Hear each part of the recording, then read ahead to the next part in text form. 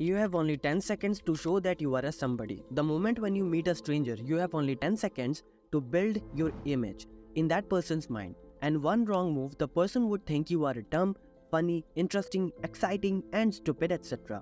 by judging your actions, words, and body language. If you don't want to look dumb in front of anyone, then you have to use these 9 basics and simple methods in 10 seconds. Yes, and this will decide the bonding between you and the person you have just met. See guys, as you know that first impression is last impression, with which the person's gonna deal with a very long time. So be careful about your body language and verbal language, and people will judge you instantly because your body speaks before you utter a word. Watch the video till the end to create a positive and memorable first impression. So let's begin with the technique number 1, the flirting smile. Author Lil Lowndes got to know this technique when she was invited by her college friend Melissa for a meet. Lil knew that Melissa was an incurable giggler, and that was part of her charm. When her dad passed away, she is about to lead the company. Melissa told this to Lil. But author thinks that Melissa's personality does not suit to be a CEO. But when the meeting was begun, Lil was shocked. By seeing her performance, her clients also like her the way she truly responding with genuine warmth to her prospective clients. And at the end of the meeting, she now has 3 new big clients. Lil was thrilled because Melissa was not the girl anymore who always giggles. She was a very different person now. Seeing this, Lil empathizes her. You have come a long way from being a giggler to a well-grown woman. And Melissa said, I didn't change my whole personality. I just changed only one thing. And that is the way I smile.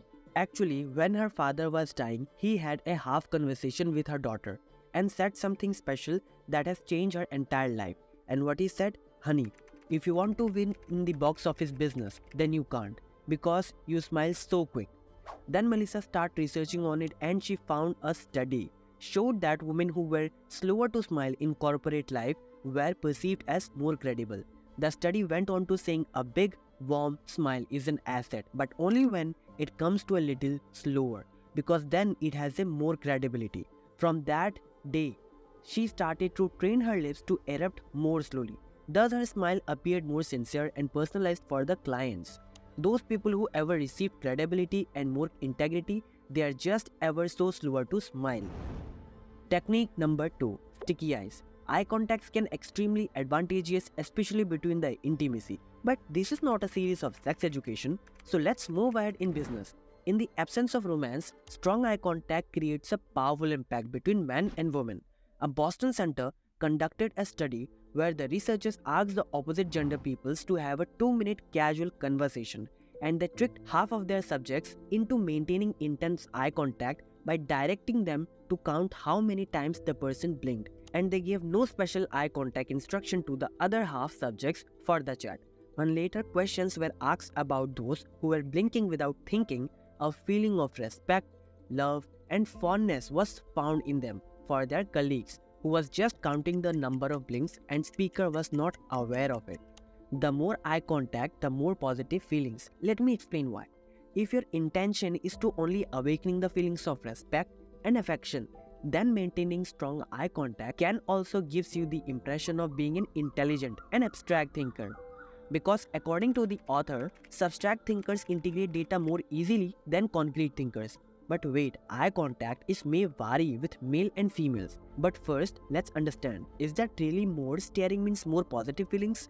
To find out that, researchers of Yale University conducted an investigation, and this time they directed subjects to share a personally revealing sermon, and they asked the listeners to react with a sliding scale of eye contact while their partner talked.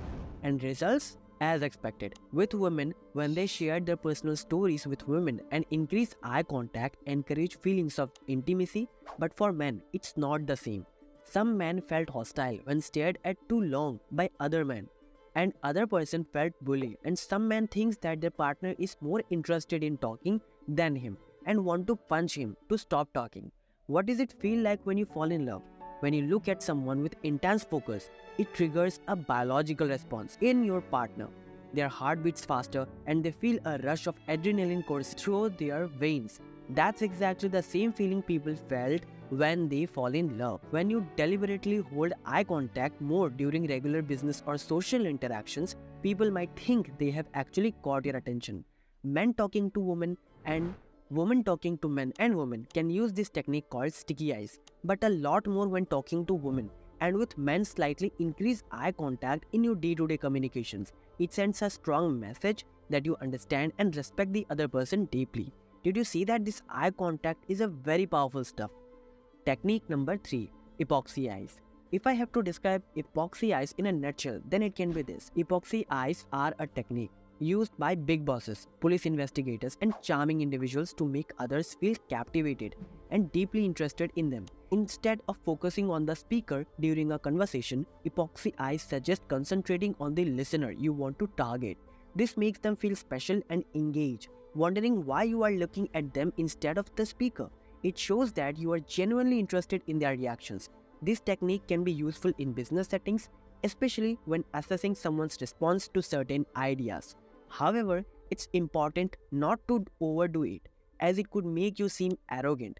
Using epoxy eyes shows confidence in yourself while displaying genuine interest in the other person. Warning: never use epoxy eyes on strangers in public or you could get arrested. But men's epoxy eyes extremely works on women. Technique number 4. Always wear a what's-it. What's a what's-it? A what's-it is something that is unusual carried by you, which help you to grab anyone's attention. A what's-it is any object draws people's attention that inspires them to approach you and ask, what is that? I take a pen which is very cheap and used by my grandfather. This pen is very rare because it's so old nowadays people won't find it in stores. Obviously, I don't use it for show off. I just use it to draw people's attention so that they can approach me. People ask me what's that? Then I explained about this pen, which is given by my grandfather, which can represent as the loss of love, adoption of antique jewelry, and then the conversation will start. But wait, what if the person has no what's it? Then how should we approach to him? That's when the next technique come to an use. That is technique number 5, was that. Let's say that you are in a party, you have found him or her attractive and you wanna talk to that person. You have searched from his tip of head to the bottom of shoes but you have found nothing because the person doesn't spot a what's it. Then you can use this technique for conversation. Just like a persistent politician who goes to the party giver and say, that man or woman looks interesting. Who is he or she? And then ask for an introduction. It is the most effective and most used technique by politicians. So use it and nail it. But wait a minute. What if the person is not wearing a what's it and there is no what's that? Then what will you do? Then use technique number 6, eavesdropping. No what's it, no host for the what's that, then no problem. Simple. Just stand a few meters away from the person you wanna infiltrate with them. Open your ears, listen what they are talking to and wait for an excuse. Then jump in with the, excuse me, I couldn't help but overhear. And after doing this, the main question is, will you be in the conversation? Absolutely. Technique number 7. To achieve that, first you have to be a listener. I have a friend whom I struggle to open him up. He don't even speak a word. Just like a one-side lover, I'm doing my every effort to open him up. But nothing happened. Then one day I asked him about bikes because I want to buy a bike, an FZ, but I don't know anything. When my friend heard bike, he just started to talk. Which model is best for me? What's my limit? What model I have in my mind? Mileage, engine, color, he talks about everything. It's like he was born with an infinite knowledge of bikes. Then we both got to the showroom and I asked his opinion for my bike. And we bought an FZ, which is amazing. Just because of him, now we both are friends. Did you see that? Anyone can become your friend if you find out which word turned on the person. Technique number 8, the spotlight. After buying the bike, we have a party at his home. We both invited our friends and the party was amazing. After the party, I asked him which person you find attractive or interesting, with whom you love to talk. He said, oh, I found Lisa, the blonde hair girl. Very interesting. Then I asked him, so what does Lisa do? He replied, I don't know. Okay, where she lives? He replied, I don't know. Okay, so what she likes the most? He replied, we didn't talk about her interest. I asked, so what did you talk about? We talked mostly about me. I said to myself. Lisa has just rubbed the nose with her big winner. Several days later, I approached Lisa for the details that how she'd communicate like a big winner. With a curiosity, I told Lisa about how pleased my friend was to meet him, yet how little he learned about his life. Lisa simply replied, well, when I meet someone, I learn so much more if I ask about their life. I always try to turn the spotlight on the other person. Truly confident people do this. They know that they grow more by listening than talking. Obviously, they also captivate the talker. So when you meet someone, imagine a giant revolving spotlight between you and the speaker. When you are talking, the spotlight is on you. When the new person is speaking, the spotlight is on him or her. And the longer you keep it shining away from you, the more interesting he or she finds you. Technique number 9. Parroting. I have a friend whom we call him Victor in this video. I was unknown to him. Actually, we have a mutual friend who introduced us. He was very interested in playing video games, but I hate video games. I love to read books, research and social work like communicating with others, but I don't know how to make him my good friend. Victor asked me, "Did you love to play video games?" I didn't reply directly to kill the conversation. What I did is parroting. I replied, "Video games? What kind of game is that?" Then Victor started to talk about video games for 2 hours straight, and I was just repeating the last 2 or 3 words of his phrases. Although I was not interested in video games and I didn't understand about gaming phones he's talking about. But after the conversation, he said that, "I love to talk with you. You're a very interesting person I have met. Let's meet again." Did you see that? I didn't say a word of video games and gaming phones, but still, he is now my friend. So guys, these are the only most effective and basic techniques to use in your conversation to make your first impression memorable. And these are: number 1, the flooding smile; number 2, sticky eyes; number 3, epoxy eyes; number 4, was it; number 5, was that; number 6, eavesdropping; number 7, be a word detective; number 8, the swiveling spotlight; and number 9, parroting.